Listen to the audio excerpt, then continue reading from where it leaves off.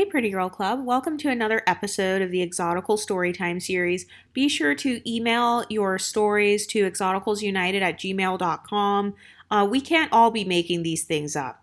If you have experienced things like hair texture envy, people using humbling tactics against you because of your phenotype, skin tone envy, or people who are just jealous because of your heritage and your background, please email that to exoticalsunited@gmail.com because as this channel grows, it's really exciting because we are actually creating a movement now. We actually have a safe space. We can safely talk about pretty privilege and pretty girl problems without people accusing us of lying and making things up and being delusional and, oh, well, you're not even that pretty. I'm so glad that we finally have a safe space, but be sure to send me your stories because it's really healing to know that I'm not alone, and I'm sure it's healing for you guys to know that you're not alone. We are not all delusional.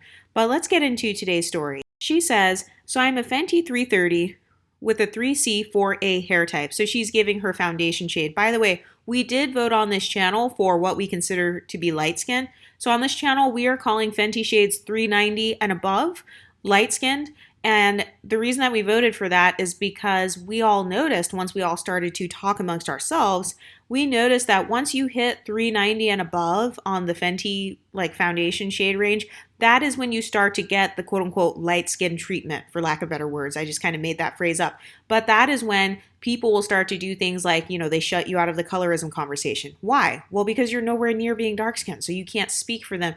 People start to accuse you of thinking you're better and things like that. But anyway, this girl says, I grew up as the quote unquote first black person in my family, which some of you might relate to.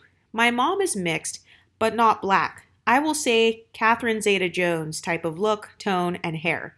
My dad is black, but I was not raised by him or any of my black family. My mom had me young at 19, so I lived in a multi-generational / big family, a non-black household except my mom's 7 kids, who are all by black men. Anyway, this is the story of my hair journey, filled with ignorance, identity issues, and sprinkled with a little prejudice, LOL. I am triggered because just a few days ago I had my hair slicked back in a bun with light baby hairs. I FaceTimed my mom, we were chatting, and then she randomly says, why does your hair look mixed today? And I responded, I don't know, I just slicked it back and put some water. But also in my head I'm thinking, well, probably because I am mixed. Then she says, you and your sister got that N-word hair. To which I simply just nervously chuckled and decided to let that one go over my head. Pun intended. Because at that exact moment, I was in the middle of something and just didn't want to go there. I've had to deal with passive-aggressive hair comments my whole life from my mom and siblings, who have 2C to 3A hair. My cousins are Spanish and Mexican, so I'd get comments like, why does your hair poof up like that, when we would swim. That would send me to the bathroom to plug in my mom's white girl flat iron, the silver or matte gray one, and snap, crackle, pop my hair while everyone just passed by saying it smells like burnt hair in here and shut the door. No one stopping to help me learn or care for my hair. Mind you, I'm like 9 years old, my hair is long down my back, thick Hawaiian wavy healthy hair, and I'm just burning and breaking it off.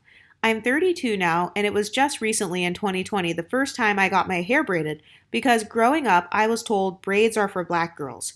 It was also the first time I ever wore my hair out and be curly and wavy, turn into a fluffy fro, and just be free.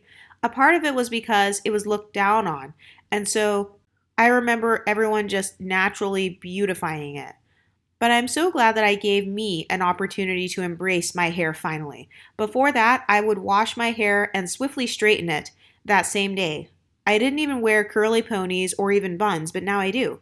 I'll leave it curly for weeks. I've gotten dozens of braid styles, and I have black hairstylist friends who have coached me on my hair, and I'm much more confident and capable these days with it.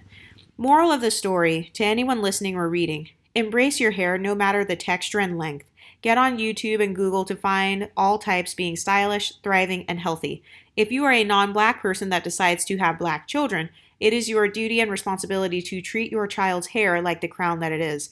Learn how to polish it and empower it so that they do that as well, at least on a basic level, please. Next time my mom says something ignorant about my hair, I am simply but assertively going to reply, if you don't have anything nice to say about my hair, please don't say anything at all. Thank you. understand how much resilience you have or will need being mixed, which is great, which is a great character trait to have. Stay pretty, ladies. Yeah, exactly. I've noticed that a lot of people don't realize that when you are mixed race, you can get ignorant comments from your non black side, you can get ignorant comments from your black family members.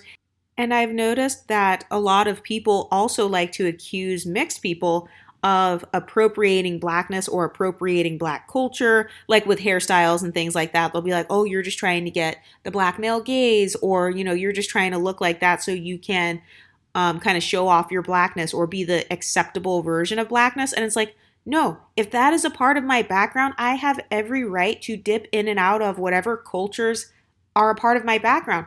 People engage in other cultures that aren't even a part of their family.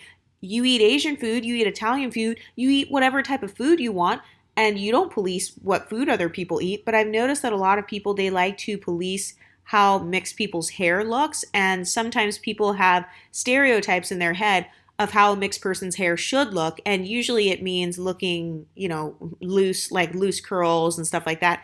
And that is a part of what I'm trying to eradicate on this channel. I am trying to help get rid of what the stereotypes are of what a mixed race person should look like, because there are many different ways to be mixed. Some of us are multi-generationally mixed, some of us are biracial, some of us are triracial, and so I just think it's important for us as a community to celebrate our own diversity as opposed to allowing other people to speak for us. I'm tired of monoracial speaking for us. I'm tired of other people who don't have our experiences speaking on our behalf. But what do you ladies think? Let me know in the comment section and I'll talk to you next time. Stay pretty, ladies.